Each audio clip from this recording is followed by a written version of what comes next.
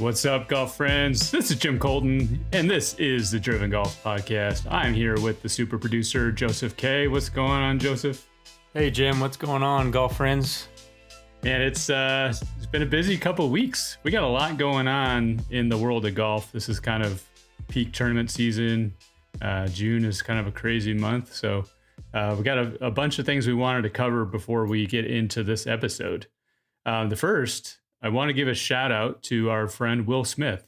As you recall, was on episode 4 talking about his work as one of the co-founders of the National Links Trust in Washington, D.C.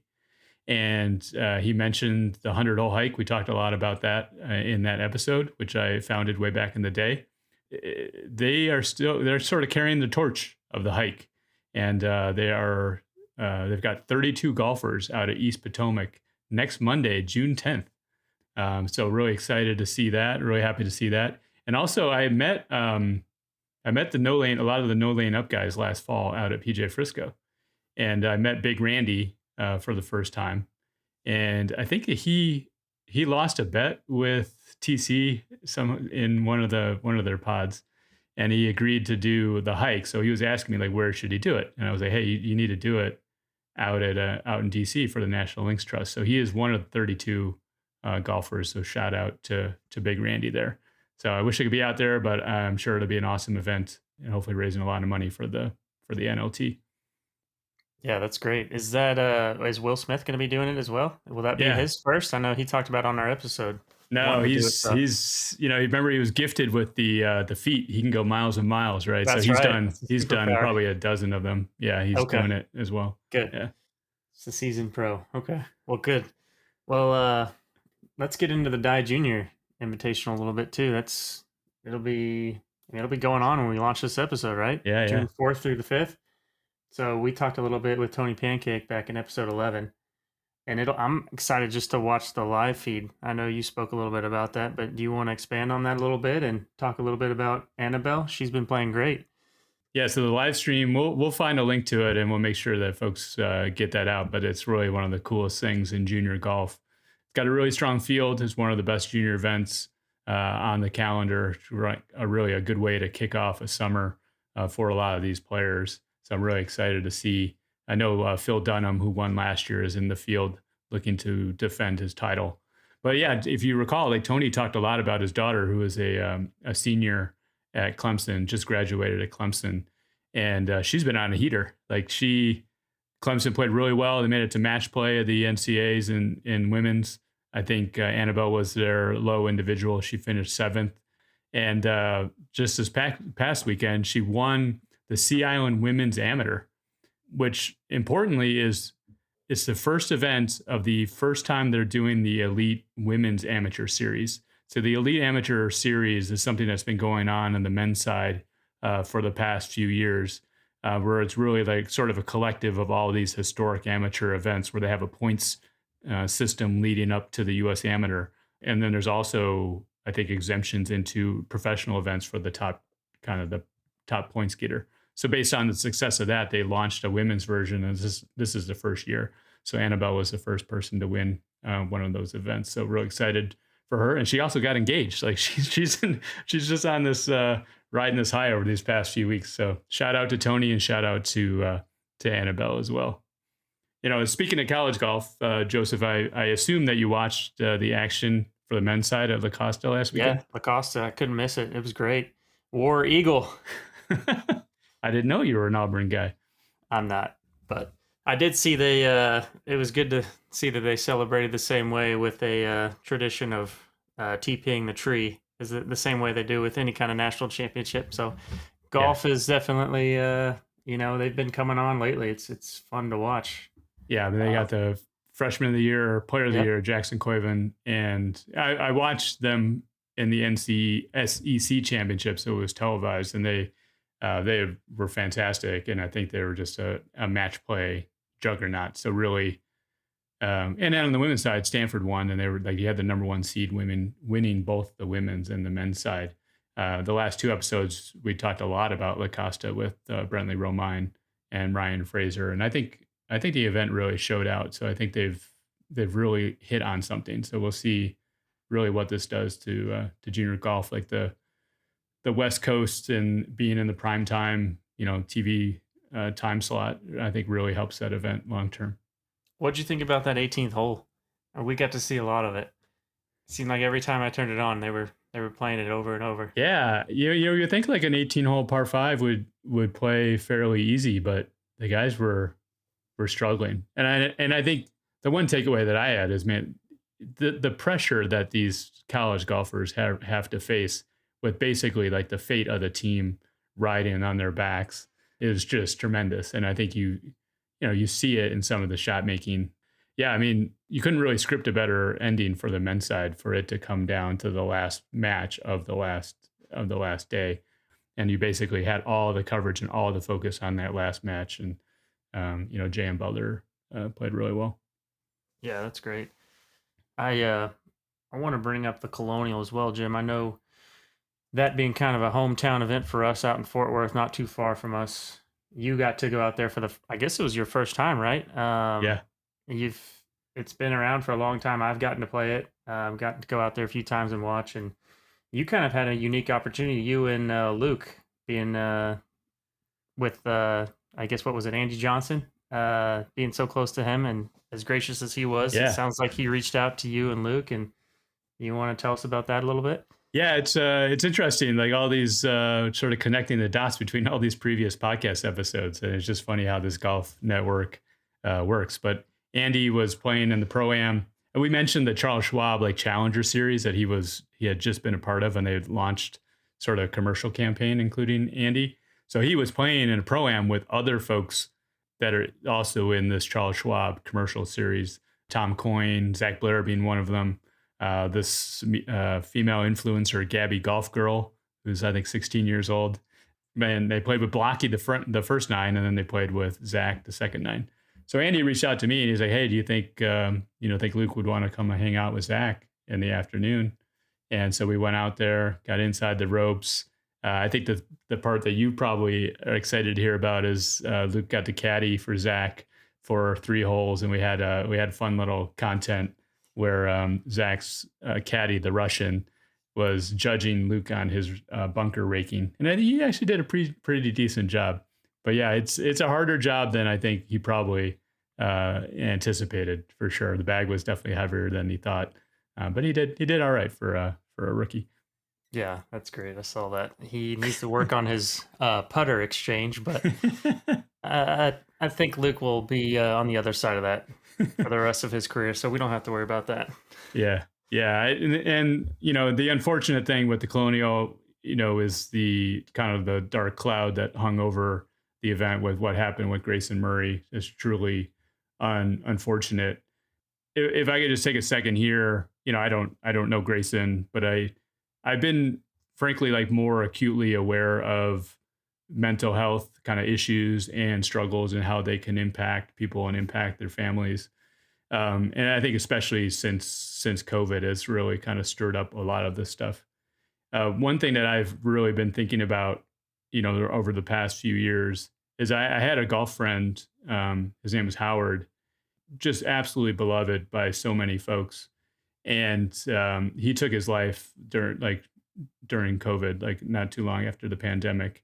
And I mean, he was one of this circle of friends where he really was into tracking like sort of Luke's success. So, I mean, you're in this circle, right? So when Luke's in contention, I'm texting you updates, you're asking for updates. I'm sending you links to leaderboards. Howard was really one of those early adopters, I guess, so to speak, where he was in early on Luke. And the unfortunate thing, and it sort of haunted me for a while, is I think the day he died was really the first time that Luke had won a 36-hole event. And for a while, I struggled with that because he would have been one of the first people that I would reach out to, and just sort of, thinking about that. And, if it had happened a day earlier or whatever, and I'd reach out to him, like maybe that would have been something that had changed his circumstances. I think, Grayson Murray seemed to be in a great place, but this, these mental health struggles, and these demons, they can just take over. and it's just unfortunate. And so in any case, I think the one thing, like, look, there were great speeches by Harry Higgs after he won his second Corn Ferry event. I thought that was fantastic. And, I was already a huge fan of Harry, but I encourage people to check that out.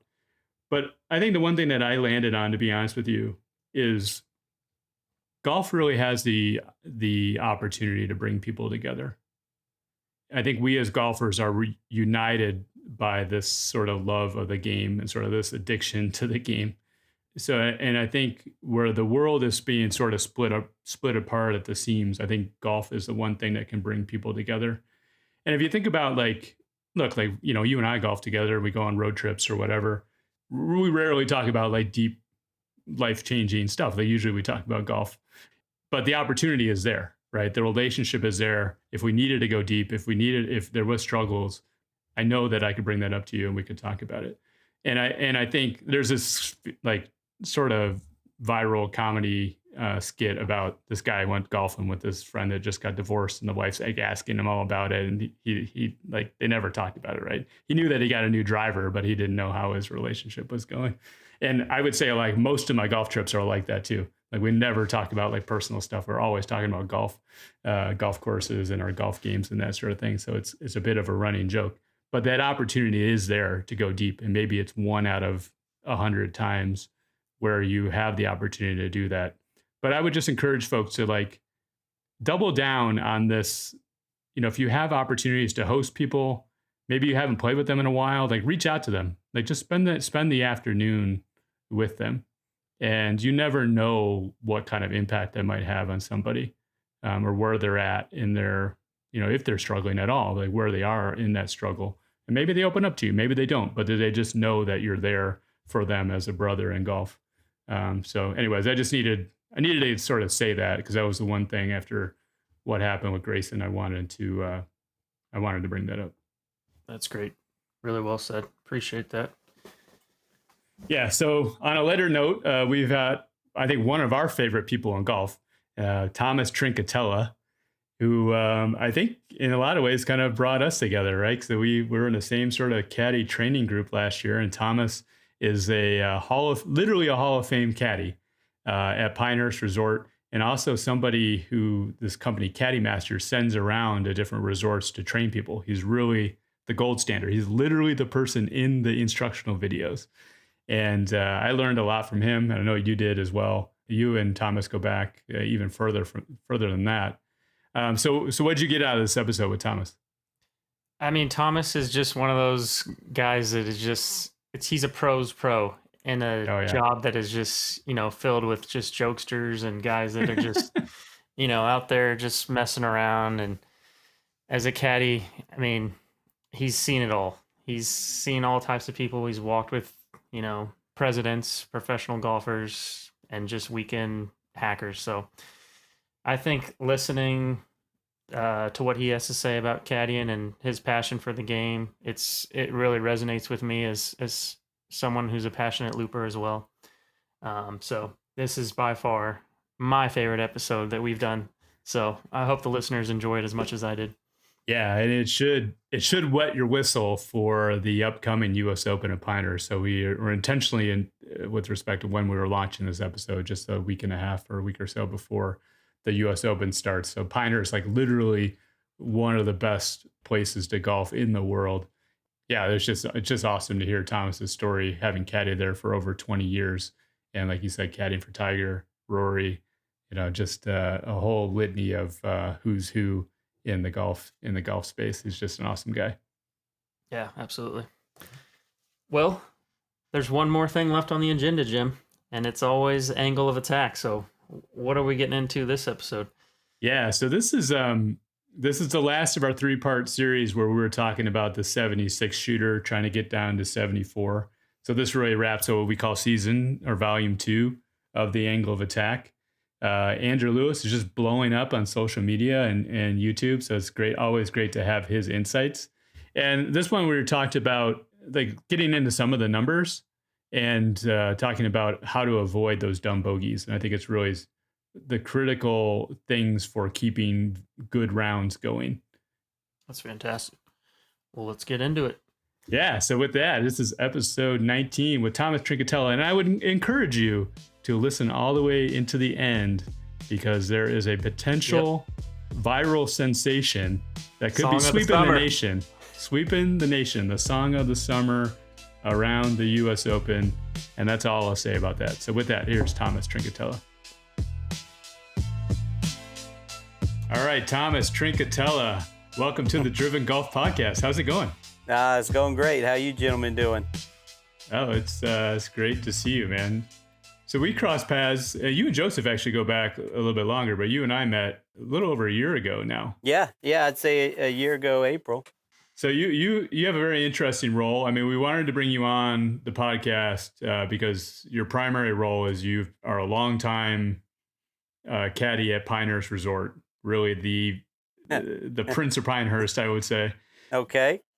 In addition to that, you have this role with Caddy Master, which is sort of this outsourced company that a lot of clubs and resorts use, where you train caddies at different resorts. Joseph and I met at PJ Frisco last year, both kind of caddying on the side.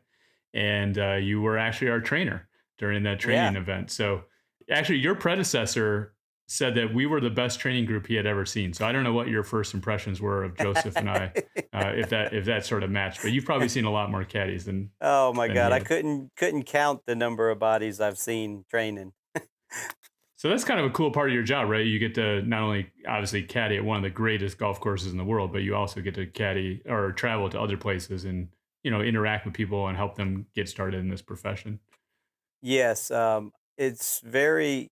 It's great getting to travel to see the different golf courses. That's a plus. But it's pretty rewarding seeing people succeed during the training classes. To go back, after you've set up something and see how people are doing and hear their stories, it's rewarding to me. I love going back to Pebble each year. I've been doing that for 12 years. And so there's, guys I've known 10 years ago that I hear their stories and where they started and where they are now. And, it's the same way when you can return to other properties. So there's only a few properties that you get that ability to return each year. Mainly things are, start up brand new, and then I might not get back there again. Where Trinity and Frisco, I probably won't get back to them unless I'm out playing golf. Well, we would love to have you back. It'd be great to tee it up. Yeah, one of the things I really enjoyed is we also got to hit and train some of the new caddies after we had gone through the program. And that's probably my favorite part of the job is also doing similar to what you do, like just lending some guidance and a little bit of golf wisdom. And maybe some of these folks don't have a lot of exposure to golf, right? So they don't know a lot of the lingo or the nuance. I remember having a hitter or a trainee who he followed me and he asked if he needed to follow me into the bunker with the clubs. And he didn't know that that's a common thing. He didn't know he had to stand. Yeah. Yeah. So some of these things we take for granted as lifelong golfers, right? That people need to be taught that, right? Right. And no, definitely. Yeah. It's definitely more than what people think when they sign up for caddy training. There's a lot more involved in it than what their perception is of it.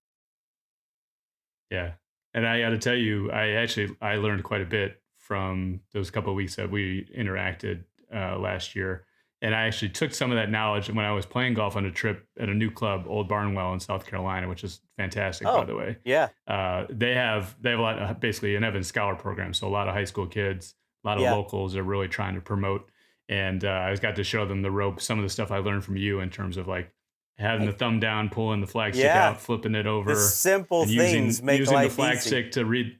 Yeah, read like the help read the green and stuff. Your pointer, yeah. Everybody needs a pointer. Yeah. And the other thing that was interesting to me is I think one of the first things I said to you is, hey, you're the guy in the training video, right? So not only are you the guy that they send out to the sites, you're the guy in the instruction video. You are the gold standard when it comes to what Caddy Master wants new trainees to aspire to. So. That training video is so old right now. I looked probably much taller then. But it's you definitely know when people have watched it and they paid attention when they asked me that.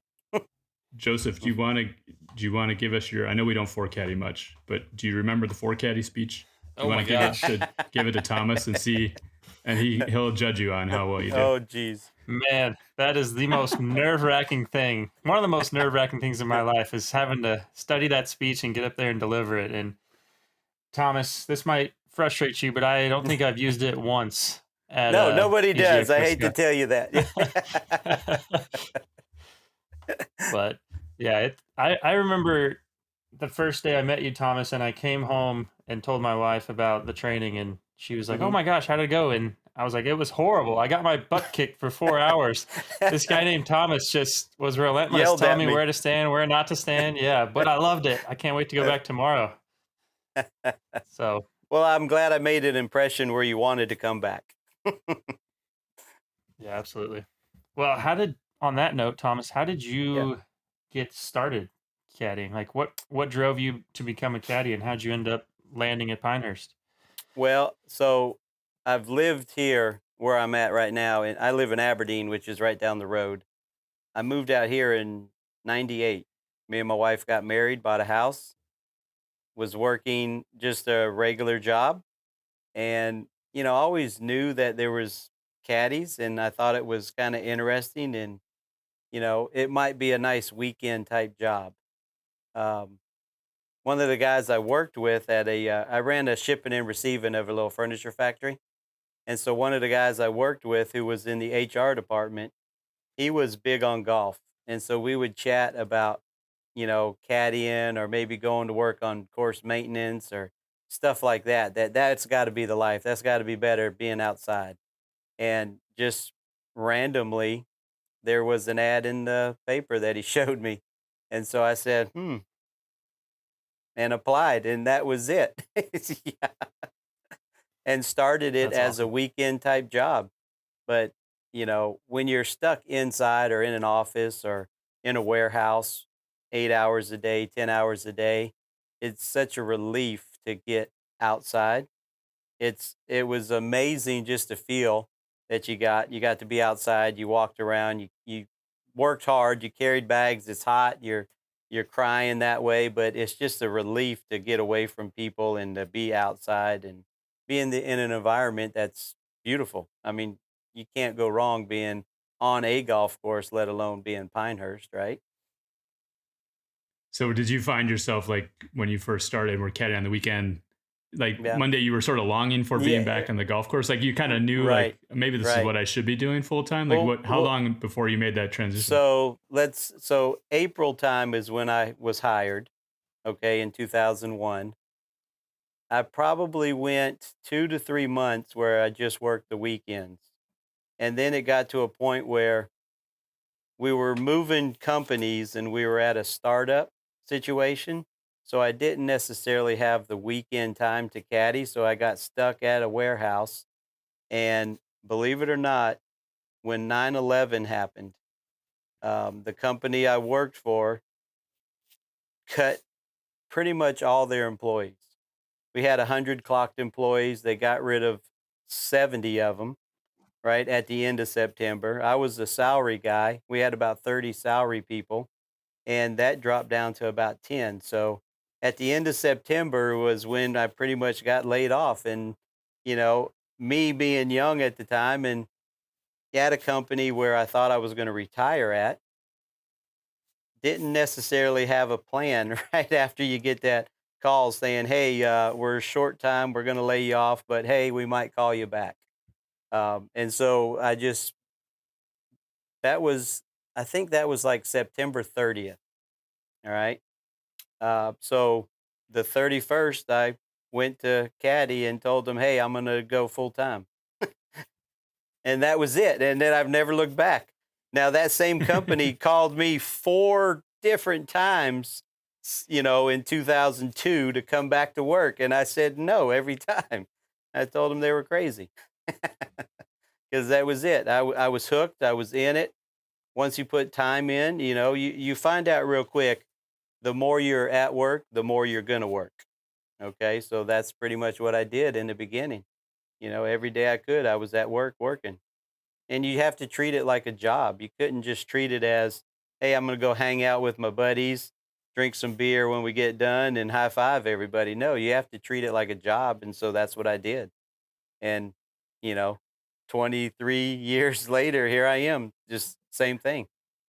There's one aspect of caddying that Yeah. is this sort of like show up on time, Right. do your Right. job, be Right. an adult. Like if you Yes, if you exactly. could do those things, you're already sort of in the top, 10, 20% of caddies. But like, Yeah. how Yeah. did you get from starting at ground zero Yeah. to Okay. being sort of this VIP caddy?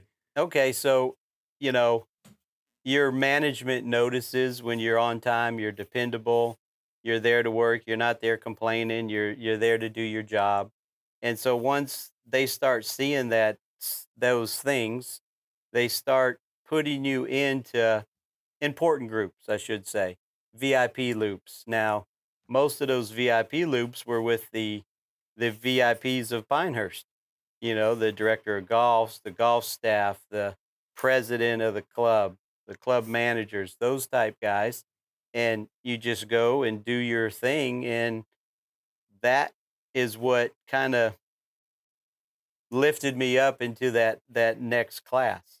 By those guys seeing me and seeing the job I did and how I took care of them on the golf course and my knowledge of the golf course, that just kind of shot me through the roof.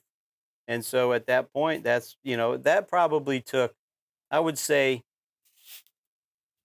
4 years, maybe into my 4 years, when I got kind of, hey, somebody important's coming. Hey, we'll get Thomas. We got this covered. We'll have Thomas take care of it.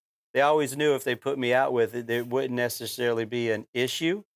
I might not be the best green reader in the world or whatever, but there's never going to be an issue. Whatever happens is going to happen fine. I'm going to handle everything just fine, and people are going to leave the golf course happy. All right. So that's probably the biggest take when you look at a management position on who can I put out there where there's not going to be a problem, with anybody. All right. So that probably took 3 to 4 years into working, grinding every day to get that notoriety. That's great. I think it's worth exploring the VIP list a little bit here because I texted Jim the other day and I said, I would put Thomas's Mount Rushmore of who he's caddied for up against anyone. I mean, I might have come on. We forgot who got I Tiger caddied Woods. for. Well, we got to start in the beginning. So, believe it or not, my first professional golfer.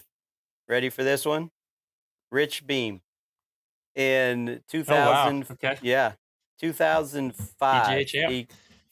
He came in right after the Masters and did like a little practice round. There was a group of I want to say there was, I think, 6 Asian guys that brought him up from the Masters, and they played golf for 2 days at Pinehurst. They paid him a ton of money to play in their group, and I got to carry his bag. He was the first professional golfer that I got to deal with, and heaviest bag I've ever had. If I'll be honest with you, if those tour bags, if he didn't have the double strap on his bag, I wouldn't have been able to carry it. That's how heavy it was. Now, here's the funny thing. It was pouring rain. He was wearing his rain gear. I have no idea what he had in that golf bag to make it so heavy, but it was ridiculously heavy. But super nice guy. Awesome. We got along just fine. We had a good time. The group he was with, they not a lot of them spoke very good English. So again, he's stuck only talking to me. So as long as I don't screw anything up, he's going to continue talking to me. And so that was it, So that was April. That's great. So then you fast forward it to, I know who you want to hear about is Woods. There was a couple more. There was 2 others before Woods, but we'll go right into Woods. Let's hear it. No, let's hear it. We want to hear it all. Woods. Oh yeah, no, we can okay. go. We can go in order. All right. So then I had Jonas Blitz. He was where is he from? I can't think of where he's from. From Sweden, I think. Yeah, Sweden. Thank you. Yeah, Yeah. he was a Sweden guy. Super nice guy. He was out playing a practice round in '05, and he was playing a match against his caddy. And so his caddy kept telling me to kick his ball or move his ball, and of course I just do whatever he told me to. And here's Jonas Bliss. He's questioned me, "Did you move that?" And I'm like, "No, I don't know what you're talking about." And he starts yelling at me a few times. "I saw you move it." I said, "No, I didn't move it." So we were going back and forth at it, but it was super nice. It was fun. The caddy got a kick out of it because here I was getting yelled at and for doing what he told me to do. So That's then great. Steve Flesh, he was a lot of fun. Um, the Oh, lefty, lefty. yeah, he uh, he was very quiet. Um, Again, the people that were playing with him, it was an outing. It was kind of like a pro-am, but it really wasn't a pro-am. It was just an outing like about a month out from the Open in '05. And nobody would talk to him because they were all too nervous. And it was you could cut the tension with a knife. You could feel it the whole day. It was pretty comical. Do Um, you when you're caddying for a lefty? yeah. I'm left-handed. Yeah, you're Even I do lefty. this. When you're Yeah. caddying for Yeah. when you caddy for a lefty, always the first time I always line up on the wrong side of the ball. Have you Oh like yeah. trained yourself out Yeah. of that? No, Or does that so always just naturally happen? it's funny is it's like I make it a game. How many times can I not screw it up? And I'm always thinking about it. I want to make sure I put it in the right place because again, it's all about a service. It's you're providing a service, and I go on the wrong side. Today I had a lefty, believe it or not, and I probably set up the wrong way 10 times easy. Oh, really? Wow. Okay. Yeah. Usually I do it Yeah. once, and I'm like, oh Yeah. yeah, Yeah. I remember going forward. But yeah, I would say as a lefty, like we're used to it. Like you're not Right. gonna hold it against you, or like Right. it's Yeah. fine. Yeah. So then here you come in '05 with Woods. That now, honestly, I almost missed out on that loop.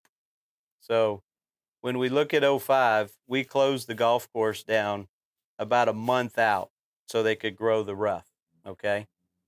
You're out of work for a month, you're not doing anything.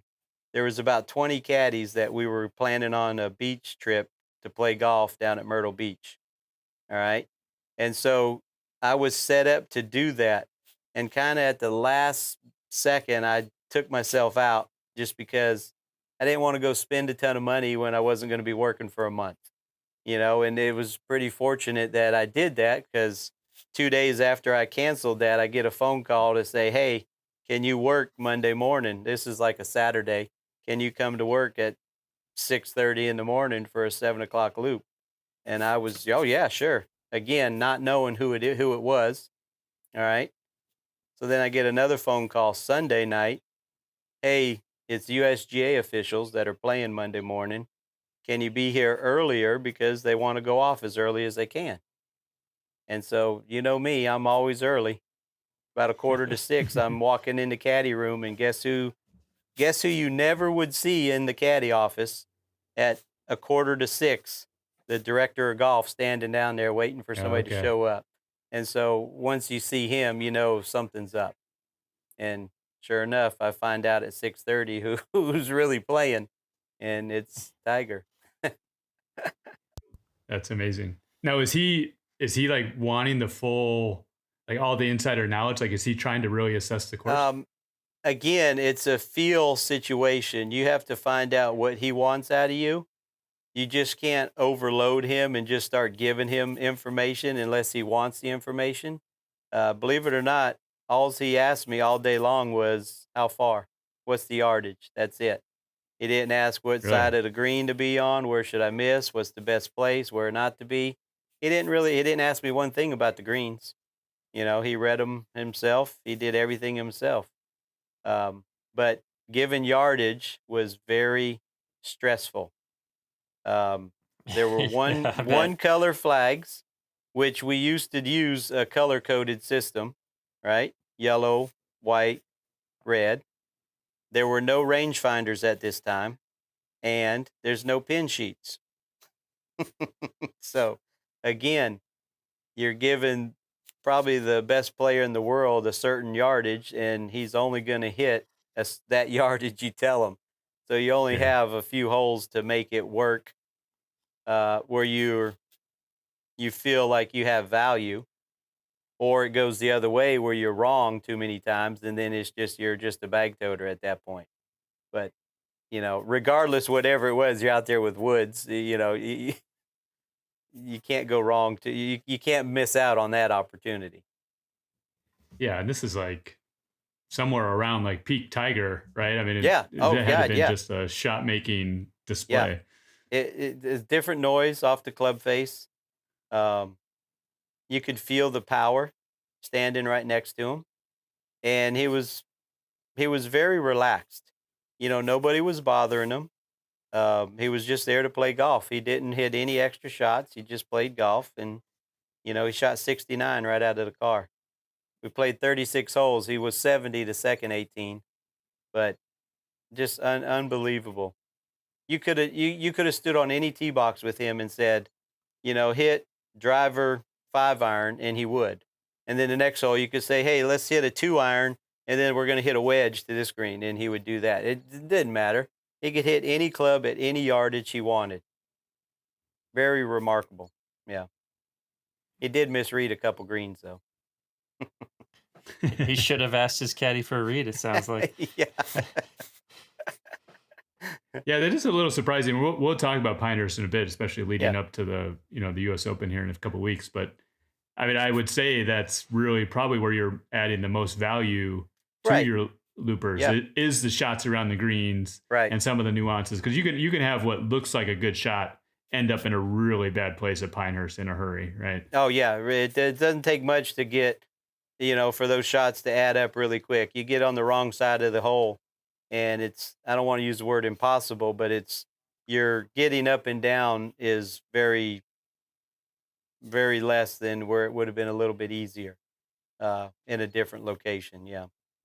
So was it like that for Rory too? I know you've caddied for Rory before. Was he asking for a little more information? So the difference between Rory and Woods, Rory wanted to know anything I could tell him about the golf course. Off the tee, what's the widest part of the fairway? What's the yardage to the widest part of the fairway? On the green, what's the best place to attack the green? Where should I miss the ball? Where should I miss the green? He asked me just about anything I could tell him. And believe it or not, that's a little bit more enjoyable. You feel like you have a lot of value to give. I was able to show him where the pin placements were most likely going to be. When you have the North-South tournaments, and we have a lot of outings that use open pin placements. So I kind of had a ballpark idea where you might see pins. And I also had the 2005 hole locations for all 4 days that I was gracious enough to let him have for 14. So he was able to putt around. And so his approach was completely different. The first day he hit a lot of shots. He would hit different shots off the tee. He would hit different shots to the green, and then he'd chip and putt. All right. The second day he played for a score. He just played golf the second day. Shot 69. Yeah. Pretty good. Wow.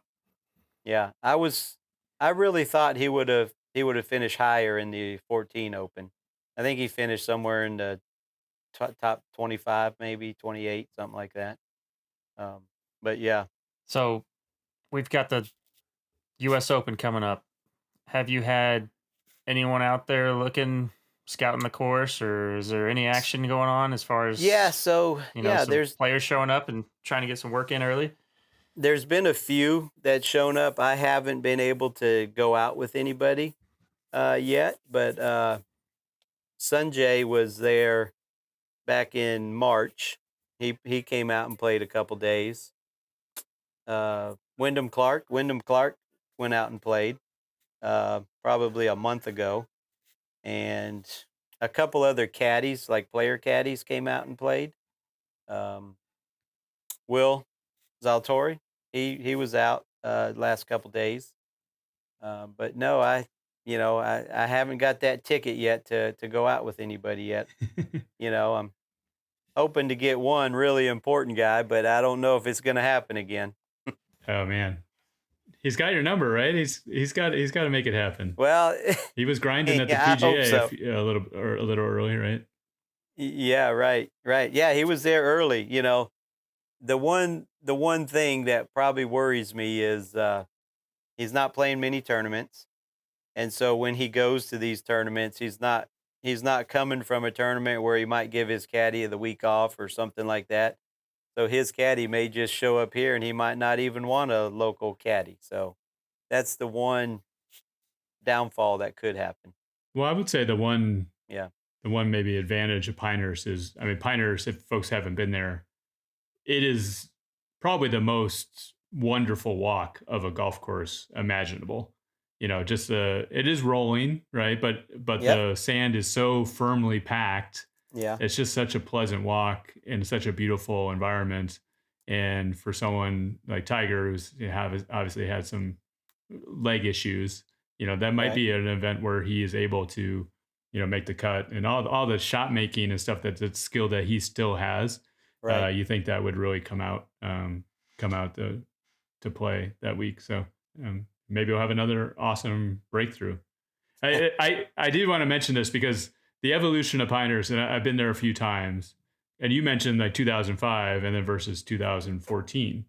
The resort really went through a dramatic renovation, right, in between those two Yeah, eras. I think somewhere in between that. hmm, Whereas it used to be like wall to wall Bermuda, very correct. thin fairways, and they went to basically wall to wall short turf, this wiregrass and sand look, much more width, like bringing back the Donald Ross kind of strategy element to it. And it's just, I honestly think it's one of the 10 or 15 best golf courses in the world. Like I said, one of the best places you could Yeah, spend a day just walking and playing 36 holes. But I think like we talked about, a lot of that insider knowledge in terms of angles, like hmm, where do you need to land the ball to attack a certain pin. I imagine you're bringing just your average golfer, like bringing that level of attention, that level of detail for them to get the most out of their round there, because obviously they're paying quite a bit of money, right. and you want them to have a good experience. Yeah, no, it's. I've always said it. I think local knowledge saves a guy probably one shot a day. And if you look at the Open, one shot is huge, right? You could be Yeah, 4 under with some local knowledge. I didn't really believe it in the beginning, but when I watch it on TV and you listen to some of the announcers, oh, he's playing this left edge and the ball goes left. I mean, I have the ability, I see it 1,000 times. I probably screwed it up 500 times, but now I know it goes the other way. So I think that type of local knowledge is key when it comes to the Open. Now, players are good. These when players are way better than people think, and they can kind of figure those things out, but um, the local stuff has to help. when you're watching a telecast, or even at the tournament, or do you ever find yourself saying like, oh boy, this isn't going to end well, like just Yeah, based oh on the setup yeah. or what kind of shot the guy's um, practicing? More on the green, more on the green. Yeah. You kind of know where it's going to be a super fast putt or it's a super slow putt. You do see those type things pretty regularly. Um, as far as the shots into the green, it's hard to pinpoint. Some of these angles the cameras get. I've been walking around here for 23 years, and they'll show one side, and they'll say it's the 12th hole, and I'm like, there's no way that's the 12th hole. Where in the world are they coming from? I don't even know where that is. But it's amazing how different things look on TV. Really catches you off guard. Yeah, that's fascinating. And then when you have just maybe your average golfer, are you, especially around the greens, are you Mhm. handing them putter more often than not? No, no, I'm a big believer. I want you to do what you're comfortable with.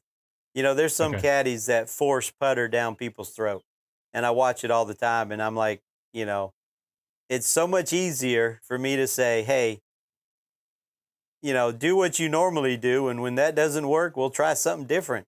And so immediately people Yeah. grab their 60 and they try to chip it, and they might get away with it 1 or 2 times, but then they skull it or hit it fat or whatever. Well, now they're willing to change, right? So it's so much easier to say, well, here, why don't we try to putt? That sounds simple. Yeah. And you're like, yeah, I didn't even think about that. Yeah, okay. But when you get to a guy who loves to chip and you say, hey, let's putt this, he'll just look at you like, no, that's not me. I can't do that. So it's easier to get them on your side after they fail. All right, we need to be taking notes, Joseph, because I know. this is like a winning formula for like 5-star reviews as your caddy, Yeah. right? It's like, Yeah, my right. round was going horribly. Thomas, like the light bulb went on and I shot 39 on the back. Yeah. And that's going to show up in your tip, right? 45 is a good number. Yeah. So how is the course playing this year? It's playing. I mean, it looks great right now. The fairways are about perfect. The greens today were probably rolling about 11.5, maybe 12 downhill. The bunkers are so hard because they're so different. One bunker is different from the other bunker all the way through the golf course. So that was part of Donald Ross's design. He wants it to be a penalty for you. He wants you to have to struggle out of these. So that's why the depth of the sand's different. It'll be interesting. Hey, while we're on the topic of bunkers, Thomas, do you want to tell our listeners what the difference between a bunker and a trap is? Yeah. You can't walk out of a trap. You can walk out of bunkers. That's right. They're called bunkers. Yeah, that's right. You can walk out of every one of them, right? You're not trapped. Well, one of the things we talked about, the transformation of the course going back from 2005 to the Corin Crenshaw renovation. I think one of my favorite things, and I think one of the most beautiful aspects of Pinehurst with the sand and the wiregrass is like you have a lot of width, Yes. but if you hit it offline, you're more than likely to find your ball. It's exposed sand, there's some wiregrass. Right. But the thing I like about that is it really brings an opportunity for like sort of the hero shot. Yes. And when it was a Bermuda rough, like you're just trying to advance the ball. Right. You're probably not going to get it to the green. You're just going to chunk it up there and try to somehow make a par. Right. But I think with the wiregrass and the sand, it brings this element of like, if you can pull off the hero shot, you could still make a birdie, from missing the fairway, but you might actually kind of dare yourself to take on more than you probably should. And then you can make a really big number from there. You can go from a bad spot to worse. Right. And I think that's the risk reward that brings into account, as opposed to being like an automatic, like half stroke penalty. It may average out to be that, but you have more variation in the scores, and you see really memorable shots out of that because of the randomness of the lies that you might get when you miss the fairway. Right now, the sandy areas that you're referring to, you can't see much sand in them. That's how thick they are. Oh wow! Right. Yeah. It's super penalizing for the average player right now. You could actually lose golf balls right now, just because of how thick it is. Now, is that because it's an open year, or is that because correct. No, it's because of the open year. So they've planted more wire bushes. They've tightened it up a little bit. Because we've had some good rainfall, we have a lot of other things growing up in those sandy areas right now that they just let go, just so everything's completely natural. And so that's the whole goal. That's the whole thing, just to make it as natural as possible. And you said like them closing the course leading up to the Open. Is it? You talk about it's firm now, but like they're just going to continue to ramp it up week by week leading up to the Open. Like, yeah, right now we're only at 2-hour tee times a day, from 8 to 10. That's it, all the way till Tuesday. I mean, that just started. What's today? Today's Saturday. That just started Tuesday, so we'll go a whole week and then it'll be shut down. So next Tuesday's the last day it's open, and that's when you'll see more of the players showing up to play practice rounds. Yeah. And we talked about the last two U.S. Opens, but I think really the U.S. Open that put Pinehurst on the map was really the 99 99, U.S. Open definitely. that Payne Stewart won, right? So Yes. I wanted to ask, like, how many pictures have you taken of golfers at the Payne Stewart statue, or have you been in with Oh, golfers at the Payne Stewart yeah. statue? So at least, it's not necessarily every loop, but it's probably every third loop you're taking pictures at the Payne Stewart. Now, the best part now is they've moved that statue. It's going to be at the entrance for the Open, which is nowhere near the golf Oh, course. So there's no more okay. pictures with Payne right now. So that's kind of a relief. But, the last 3 days, they've had the Payne Stewart pin in. So everybody Oh, has that cool. putt. So everybody wants to have that putt. How many times have you seen like somebody try to imitate the one-legged kind of Oh, arm up in the air? I tell them, Yeah. if you make par, you're allowed to do it, and I make sure they don't screw it up because some people will go right arm, left leg, but it's right and right. It's both it's both side. It's the same side, arm and leg up in the air. Yeah. A lot of times they Yeah. screw that up. You got to get the details right. Right, exactly. Yeah. No, and I think the one cool thing about Pinehurst, and maybe folks aren't aware, is the USGA. They've moved their headquarters right to Well, Pinehurst. it's not their headquarters. So they've moved their agronomy part of their Okay. setup down at. So it's like a secondary office here at Pinehurst, and that Yeah. just opened up maybe 2 months ago. The building. Okay. And Yeah. then they're planning to have the U.S. Open at Pinehurst on kind of like the Yeah, it's going to be every equivalent to the British Open Rhoda, yeah, right? yeah, 5 to 6 years, I think, for the next 50 years is what's going to That's happen. outstanding. Yeah, no, it's Yeah. super cool.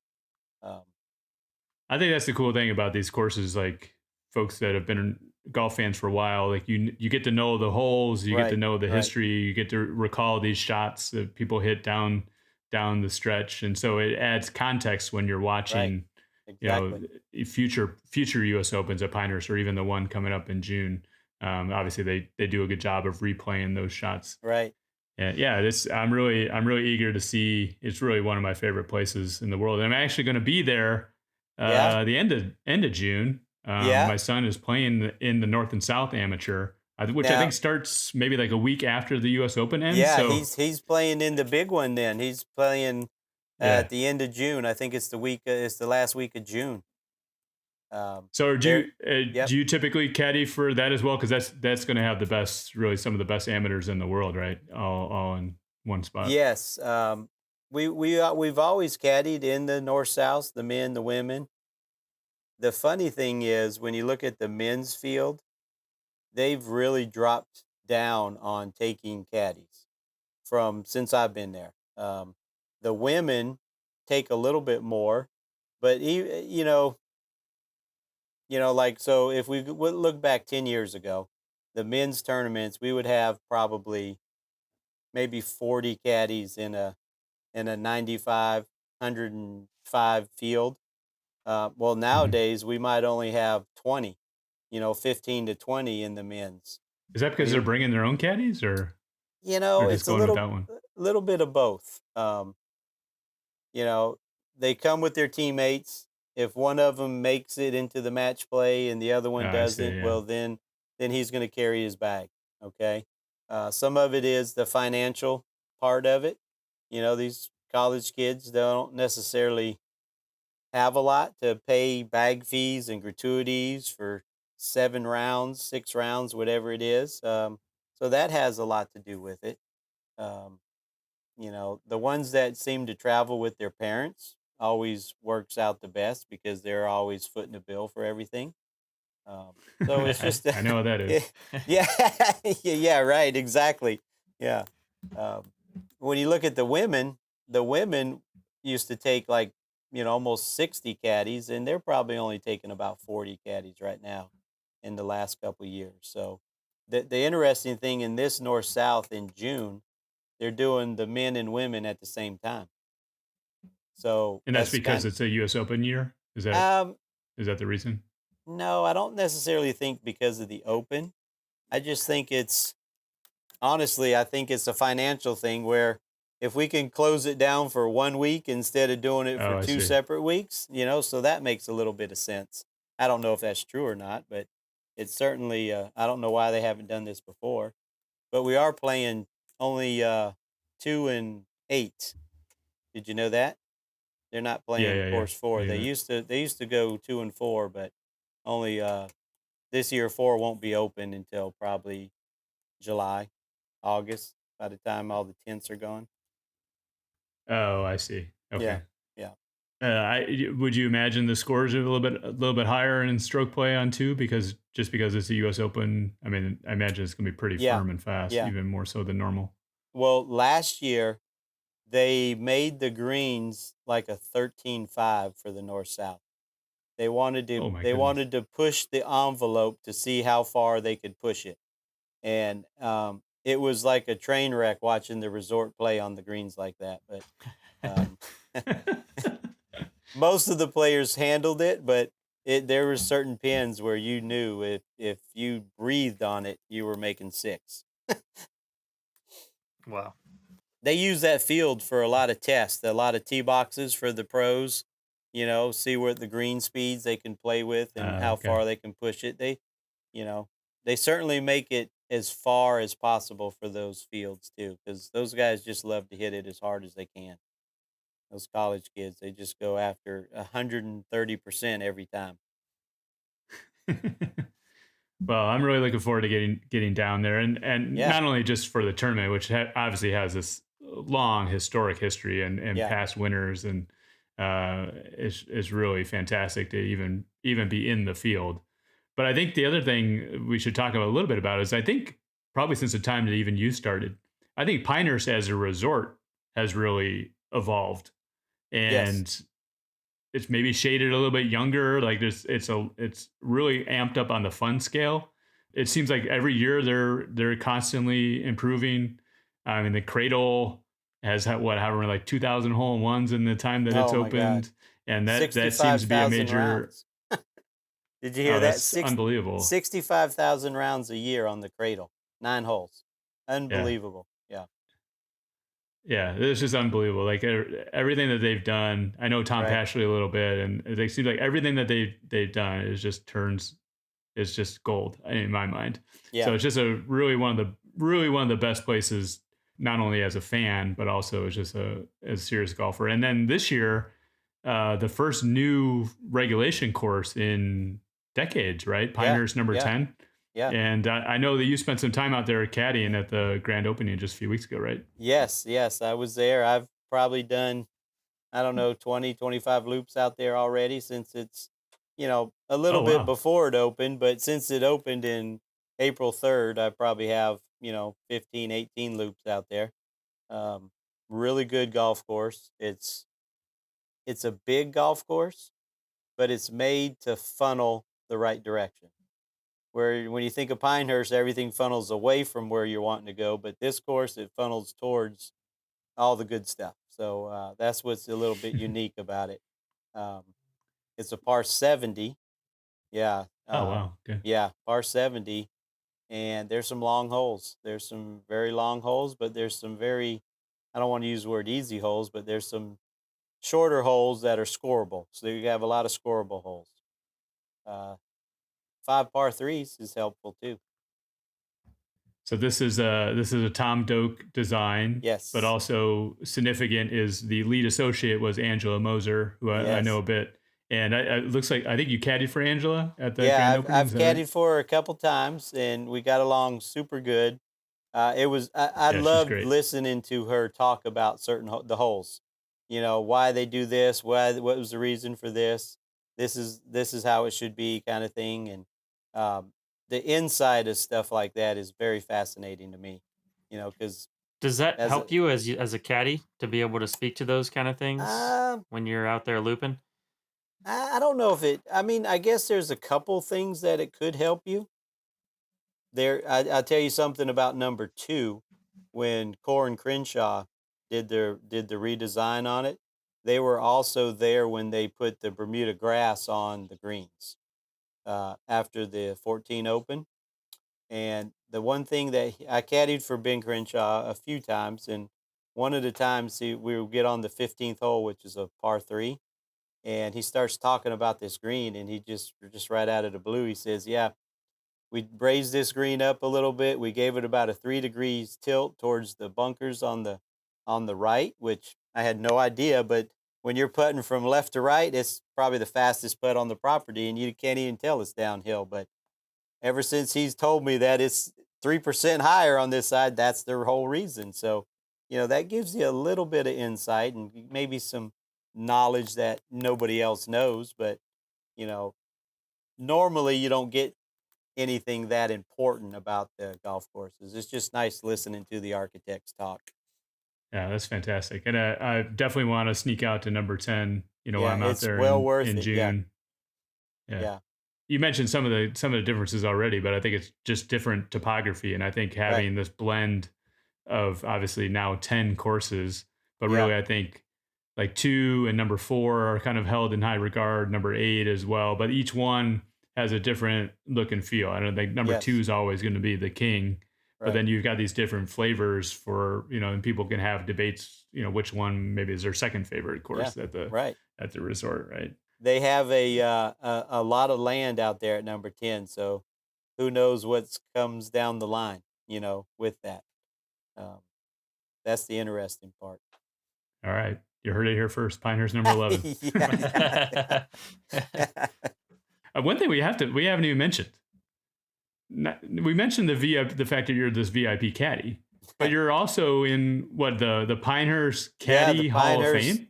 Pinehurst Hall of Fame. Yeah, how exciting How is did that that? all come about? So, when I first started in '01, they had just came up with this Hall of Fame, Pinehurst Hall of Fame caddy board, and they had just had a big ceremony and a dinner, and they added some people into it. Which I was coming in, I didn't really know any of them that were going in, so I really didn't know much about it. And so their plan was to do it, every 7 or 8 years they would add people to this Hall of Fame. And so, they did it in 2001, and so the next time they were looking to do it was, 2006, 7-ish, and things weren't going real good. The economy was kind of going down a little bit, and so they kind of put things on the back burner. Here they come back at 2011 to do it, and so we had some more conflict with the course getting redone. All right, so they put it on the back burner again, and then the Open comes in 14, so they can't do it then because there's too much of that going. And so finally, they just put their foot down and said, "Listen, we got to get a second class of the Hall of Fame in here." And it just so happens it made it all the way to 2018. Now, the funny thing is, I knew all the people that were going into the Hall of Fame except me. I had no clue. I didn't think I'd been there long enough. I thought it was Oh great, wow, the okay. the people that they voted. And so the way it works is, the caddy managers and the assistant managers sit down and pull names, figure out names on who is worthy of getting put into that. And then they take those names and they go upstairs to the VIPs of Pinehurst, and they all sit down and hash it out. And so then that gets your final draw. And so that's how, I was shocked. They had a whole big thing in the morning. We had a big shotgun, and so before they assigned everybody to the shotgun, because everybody was there, they hand out letters to get into the Hall of Fame. And so they called all the people, and then he calls my name. I was shocked. I had no clue that here I am getting put into this Caddy Hall of Fame, which was pretty cool. It was pretty exciting. Yeah. I was glowing all day walking down the fairway with 2 bags. Yeah. Yeah. So, and then we had a dinner, and I had Don Pageant II, the former president of Pinehurst. He retired in 14. He was my speaker. He was the one putting me into the Hall of Fame. So it was really cool to have him take the time and had a nice little speech prepared for me, and it was a good night. The other famous caddy that comes to mind at Hmm. Pinehurst is Willie McRae, and I think he Willie caddied something McRae. like 70. Yeah, Willie Yeah, McRae. He's long caddied there like time. 75 years. He started when he was 9, and Oh my He goodness. retired, I want to say, when he was 84, maybe. And I Oh my caddied gosh. a lot with Willie McRae. Um, when I was there, he had to be 68, 70 years old. And I would see him going with two bags, going 36 holes left and right. I mean, it was like a machine. It was unbelievable. And anytime I got to go out with him, it was a joy. You loved going out with Willie, and then when he Yeah. started, showing his age, they were able to give him a cart where he could drive in the fairway. So he was the only caddy that had a cart that would drive the fairways with his two bags on the back. And so then when you went out with him, you helped him as much as you could, just because you were just honored to be out there with him. Now his grandson still Yeah. works. He still works there, Derek McRae, and he worked a lot with Willie before he retired. He was kind of taking care of him as much as he could, but it's a treat to hear stories. People still talk about him to this day, and I think he's passed away 4 or 5 years ago, maybe. Yeah, Hmm. yeah. It might have been 17. It might have been 17 when he passed away. Uh, but Okay. yeah, it was great. You highlight a couple of things. I mean, I think of caddying as really like a noble profession, and Yeah, I think Willie is an example. Yourself as an example. You are really the front facing person representing the resort, and it could be an awesome experience or it could be a not so awesome experience. Either way, that golfer is probably going to talk about you yeah, and the experience and what you added to it or detracted from it. So it's a very important role, and you're spreading the joy of the game, you're spreading the love of the game, and I feel like truly enriched just like getting to know you and getting to know some of your wisdom and knowledge. I don't know, maybe Joseph, there might be a caddy Hall of Fame at PJ Frisco down the road. And if we're ever it, there, we can thank Thomas yeah. for all the knowledge that you dropped on us last year. Yeah, we can only hope, Jim. We may have to pick up a Yeah, couple more shifts, but you know, we can keep there's dreaming. always you could move into that office, then you could catapult yourself right in. There you go. Yeah, Yeah. I like that idea. Well, in any case, Thomas, well, congratulations on that, and I think No, hey, it's thank you. obviously very well deserved, and I think a symbol of just what caddying means, not only to Pinehurst but just to the game of golf, that they would recognize you. And I really appreciate everything you've done for both Joseph and I, and really looking forward to seeing you in a few weeks and catching Oh up. yeah, me too. Sure am. Yeah. Joseph, any parting words? No, absolutely agree with what you said, Jim. This has been awesome. I've been looking forward to this interview for a while. I know that when we started this podcast, I think Jim had a couple of guys on his list that he was, really looking forward to getting on, and kind of the reason why he started this. So you were at the Nice. top of my list, Thomas, when Well, we I started appreciate talking it. about our guest list. So this was awesome, Yeah. Nice. and hope to see you soon. Yeah, well, listen, I appreciate you guys having me, and it's good always to catch up. I love to hear how things are going in your caddy life or even in your personal life. So it's all good. And hopefully, I know I'll see Jim in a few weeks, but hopefully I'd like to get back to Frisco, because I think I'm ready for that East Course again, and those wins. I think Well, I'm ready. My we'll have a finger's all five and a better. half hour round waiting for you. Oh, is it good? Nice. Yeah, yeah. My finger's all better. It's pretty straight. Oh yeah, that's It's as right. straight as it gets now. It's good. You know. All right. No excuses. You heard it, Jim. Yeah, no Hey, one last thing, excuses. Thomas. So Yeah, if somebody has a trip planned to Pinehurst and yeah, they wanted to have you as a caddy, is like, are they yeah. able to line that up through the resort through a request? No, yeah. So anytime they book a trip, they're going to be asked if they want caddies. Hopefully they say yes, because it's the best experience ever. And if you want a particular caddy, you certainly have to call the caddy office, which they can give you all that information, and you can request me. It's still not a guarantee, because I'm not trying to brag or anything, but I get requests all the time, and sometimes there's double bookings or whatever, or maybe I'm off that day because I'm just tired. But, I try to do as many as I can for people. And, you can just Google my name. You'll find my Instagram, whatever. You can message me, but it's easier to do it through Pinehurst. Okay. So, uh, look forward to seeing Okay. anybody. Okay. Yeah, we'll link to that stuff. But anybody's looking for Thomas on Instagram, it's Thomas at number 2. Is that right? There you go. That's correct. All right. Simple, right? Yeah. Yes. Super simple. Super simple to remember. But Thomas, this has been awesome. Really appreciate the time. And like I said, we'll see you in a few weeks. All right. You guys take care.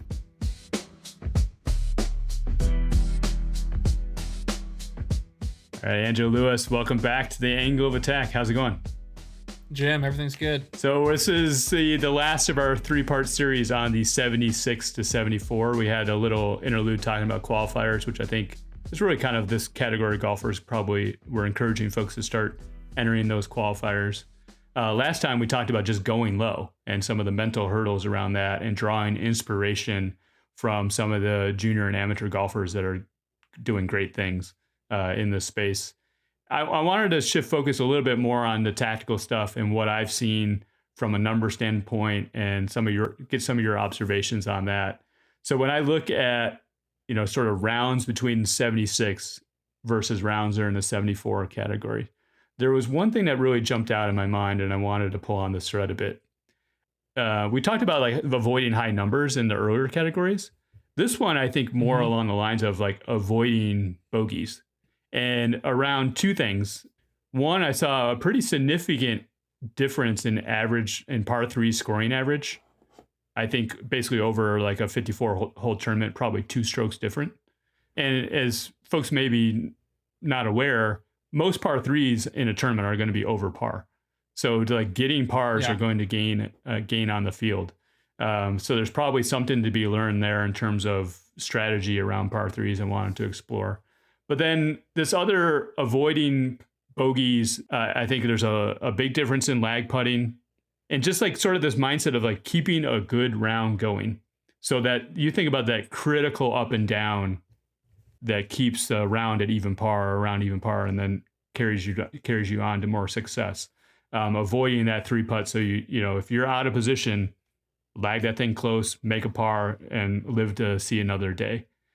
Am I hitting close to home here? Like, is this kind of what you see for golfers in this category? Yeah, for sure. I mean, I would just call them like sloppy bogeys. You play the hole really, really well and you leave with 5. Like that to me is the definition of someone who shoots 76 versus someone who shoots 74. And you get done at the end of the day and you're like, I don't feel like I played any different than that guy. And he shot 73 and I shot 76 or 77. And I think that stems from those skills that you're talking about, like the lag putting. And I don't even know if the short game stuff would necessarily have to be outside of like basic shots. It's just the stuff that needs more attention in day-to-day practice. Like I can tell you that 75% of the kids that I see initially do like 0 lag putting. And they'll say like, "Oh, I'm good enough at it." But again, you're talking about if you just 3-putt once more and you don't get 1 shot up and down. I mean, that's the difference. And so it's very, very nuanced at this level. But yeah, I would 100% agree. Versus, you see some of these kids that are a little bit worse at ball striking, or maybe they're a little bit shorter and they're really, really good at those things. And it's such a joy to watch someone turn in like a 74 and it's like, it's kind of sloppy, but they still shot a 74. Mm-hmm. That's the difference, like a sloppy bogey versus like a sloppy round where you swear they shot 80 and they shot 74. So I would say spending more time on those like critical skills that you're talking about would be like the start to solving some of that. Especially if you feel like, man, I'm playing really well and the scores aren't there. Yeah, that's interesting. Now, what about just a general par 3 strategy? Like, is there like a mindset around just having success, like not aiming at flags necessarily, just to have success over a 54 hole tournament on par 3s? Yeah, I mean, par 3s, if you look at them like on the scorecard, they're usually some of the longer holes that kids have to face. So you're looking at 160 to 200 yards. And so if that's the case, then likely if you have 4 of those, likely you're going to miss the green twice. And so I think it's really starts becoming apparent of like where are the best misses. And it does put a lot of stress on those two things that we're talking about, lag putting and getting up and down, because you're just not going to hit it very close from 160 to 200 yards very often. And so, yeah, I think it's not necessarily like trying to hit the ball on the green. I think most people are trying to hit the ball on the green. It's more being aware of like, I have to make sure that this ball stays here. I have to make sure I don't miss it here, because then that increases the likelihood that you could play the par threes at like +1 for the day, which would be fine. Like playing those at +1, you're going to probably be beating the field by about a shot. So yeah, par threes are almost always the hardest holes. I don't know why they're always ranked on like handicaps as the easiest. That's always crazy to me. Yeah, just I guess because they're just short. That's funny. Well, this is really interesting. And then some of the stuff you alluded to, I started looking at some of the numbers between rounds that my son had in the 76 range versus rounds in the 74. And one of the interesting things, there are some categories which you would have expected them to be different, but they weren't materially different. And there were some that were very different. And some of you just talked about, like, I think there was about, if I look at basically the 2-stroke difference, about 1.2 of that 2 strokes is based on skill level stuff, like getting up and down more often. One of the things I found was from 75 to 100 yards in the fairway, the proximity was 6 feet closer in the better rounds.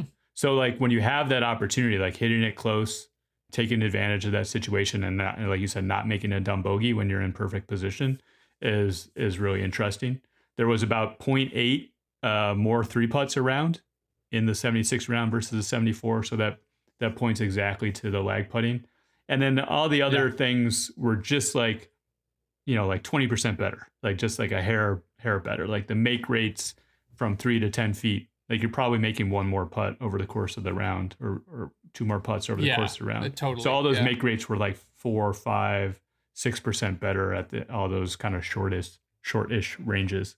So it's like you could start to see these things. So there's things that are sort of within your control around like getting prepared and elevating your skill level so you have a better chance, like focusing on the lag putting, focusing on your distance wedges, making sure you're maximizing greens and regulation when you have sort of green light opportunities, and then just avoiding some of those mistakes, and like you said, the dumb bogeys. Like keep those rounds going, give yourself the opportunity to go on a little bit of run, and maybe even take it a little bit lower when you have that chance.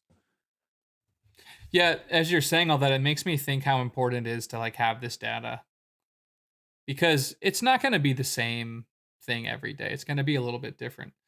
But having the data that you just spoke about, which I think a lot of kids don't do stats very effectively, or they think, well, I'll do them at some point, but it's probably more critical to do them at this like 76 to 80 range to kind of show you the lowest hanging fruits, that you don't have to do things that much differently to drop down from 76 to 74. Like you just said, it's getting like 1 more up and down, maybe making 1 more putt inside 10 feet, and then maybe lagging it to 4 feet versus 6 feet on average, or 3 feet instead of 5 feet. So if you don't have that data, I think you're just kind of lost. Like you don't really know, because it's going to be different every day. Like you just mentioned 3 different skills. Like maybe my lag putting's good today, but I made nothing inside of 10 feet.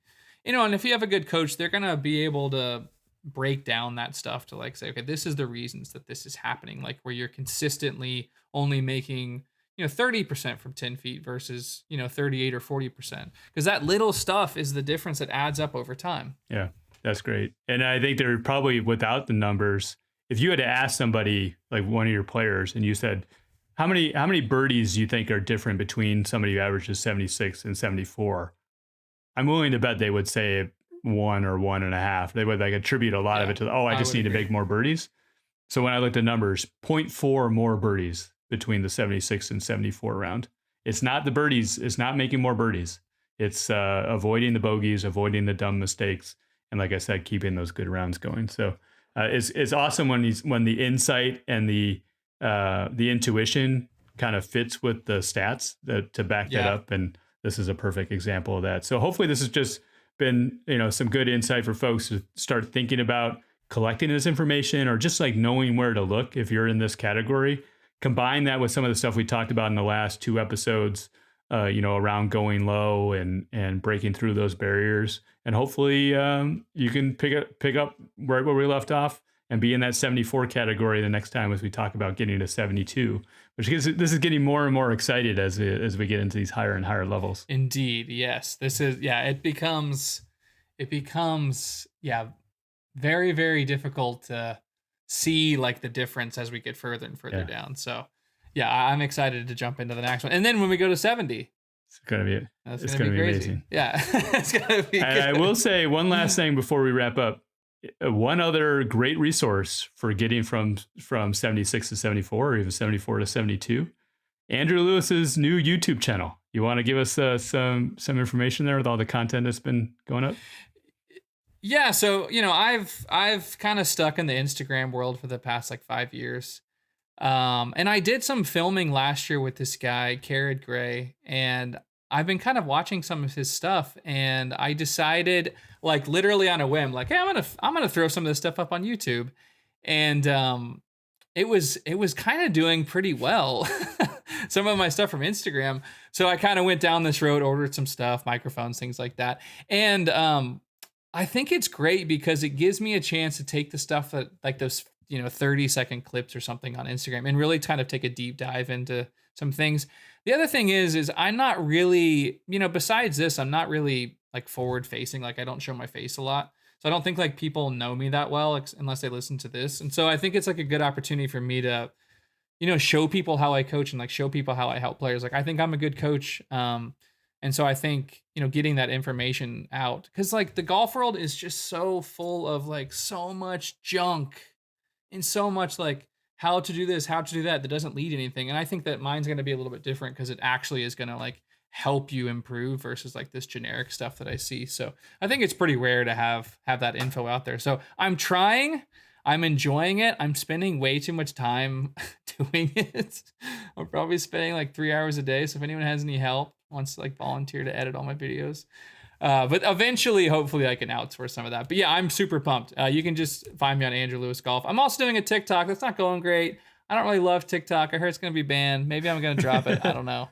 We'll think about that later. But YouTube, it really is a cool platform. Like I know it's a bad rap of like, oh, just go watch YouTube videos. But I mean, I just posted one about like a putting drill, like a really, really good putting drill that did great. Like I'm sure people are like, oh, this is a good idea. So some of the stuff we talk about, maybe we should include some of it in the pod, but I think what we'll do going forward is we can find the opportunities to link specific videos in the show notes that are relevant to what we talk about, and that would be a helpful resource. Yeah. And I do think one of the great appeals about it is like I know we talk a lot about junior and amateur golf. I think a lot of this angle attack information applies to all amateur golfers as well, and I think that with the YouTube content, you've got a lot of people who are just trying to get better at golf. And they're just trying to find the right resources and trusted individuals and being able to discern between, garbage information and actual information and insight. So you got to promise me one thing. I don't want to see you wagging your finger at the video. Just promise me that. The Driven Golf Podcast is produced by Joseph K. If you like this episode, like it, subscribe, pass it on to a friend who might be interested. It really helps us out a lot. We'll be back in a couple weeks with the next episode. Until then, remember, in this great game, the journey is the gift. Enjoy the journey. Caddie, let the flow. Driven golf pot back in the groove. Time to Trinchitella, Pinehurst, legend making moves. Kicking moves. On the scene from Aberdeen, a legend unfolds. Behold the Prince of Pinehurst on this episode. He sees these brains like Keanu reading code. Guiding pros and golf pros, every read is gold. He's a VIP look, but always on time and on track. Early rise with his party money, never looking back. Tigers confidant, Rory's got in the pack. A master class on Bermuda grass and bosses total back. Check the scene, 18 green, destiny fulfilled. Sunday pin for the win, like you're battling Phil. What you need, a money read from the ones who skilled. No matter who you are, make a par, yeah, you know the drill. Right leg out, right arm up. Gotta do it right if you know what's up.